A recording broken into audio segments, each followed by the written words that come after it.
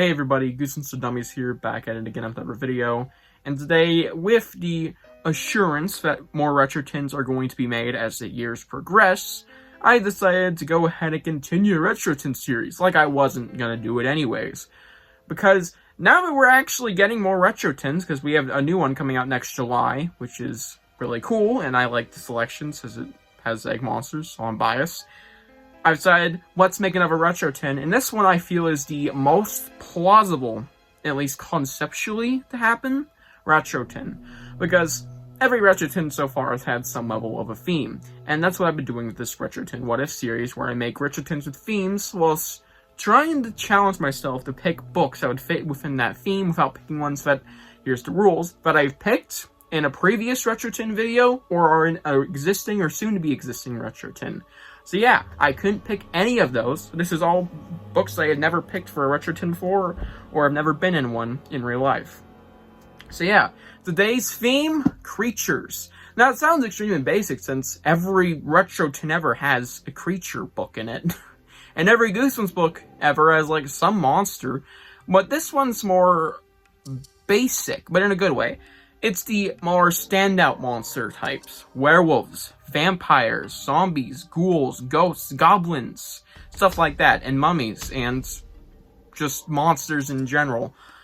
Yeah, we're picking from the popular monsters. There's gonna be one from each, actually, almost, with an exception as a bonus to kind of bring it all together with the all-around monster, which I'll do last. So yeah, like I said, none of these have already been in a retro tin, or have been in any of my predictions so far, if I'm not high or anything. They shouldn't have been in any. And yeah, some of these are going to be predictable, some of these are kind of oddballs, but I think this one would sell really well because there's some really popular titles in here. Some with nostalgia, and some that would just sell the tin because they aren't reprinted a lot. So yeah, let's dive in. Starting off with my fifth pick, this could also slide into a Halloween retro tin, which I think this would be realistically when it'd come out, is around October some year. Werewolf Skin. It ties into the werewolf theming of this tin because, this is based off the almost like universal monster type stuff. It's a werewolf book, and it's one of two in the OG series. And of course, Fever Swamp was picked already. It is in the third retro tin, the Retro Sphere set, I think. I'm not quite sure what it was called. I think the new one's called Terror Set. But yeah, there's literally nothing said. Also because I think Werewolf Skin being on there would get a lot of clicks and buys, you know what I mean? For collectors, this is gonna be like, oh my god, Werewolf Skin reprint. And I think with this, they would do it in another season of Goosebumps, because it would now be a little more popular since it's, it actually exists now. It's not impossible to find. And they'd reprint it for the classic reprints, and maybe they'll even do it further, you never know. We never got a 2000s reprint, so that is also something. It'll make this really wanted for people, because it's like, yo, I've never seen this book, or, oh, well, hell, it's fucking rare, let's get it. So yeah, it'll make it a little more accessible for people, too, and I'll encourage you to buy it. Yeah, and same kind of goes for this one, though it is not very rare. It is a rare 90s book, and also it fits in our theme with standard monsters. Vampire Breath. I'm pretty sure I haven't put in any of my 10 ideas. I know it's never been an official 10, but I don't know if I put in one of my ideas. But I'm pretty confident I didn't, so throwing it in here today. Vampire Breath feels extremely likely to be in a retro tin if it got the chance, like here. It is a vampire book. It also kind of coincides with Werewolf Skin very well, because I've already made this comparison before. Werewolf Skin, Vampire Breath. It's just, they're very similarly titled, yet have nothing to do with each other. It's just the formatting of the title. Vampire, werewolf, and then followed by some sort of something, breath and skin, But yeah, it fit the theme very well, and hasn't been done before, and let alone it's a rarer 90s book. I rarely see this one, as in I never see this version of it. Well, I don't think I really find the 2000s one very often. I think I have like 3 of those, tops. And I have, I think, maybe just one of the classic reprints. If not, I don't have any. It's a rare classic reprint too. At least for me. But yeah, definitely a rare 90s book. Next up, this is going to be very, very, very self-explanatory. Curse the Mummies 2. Why Return the Mummy? No, it's just, why would you even consider doing that? Let's keep it chill. Curse of the Mummies 2. Now I'm getting confused. It is one of the early books. It is a very popular and famous book still. It fits the theme. Yeah, it makes complete sense. Nothing else to be said.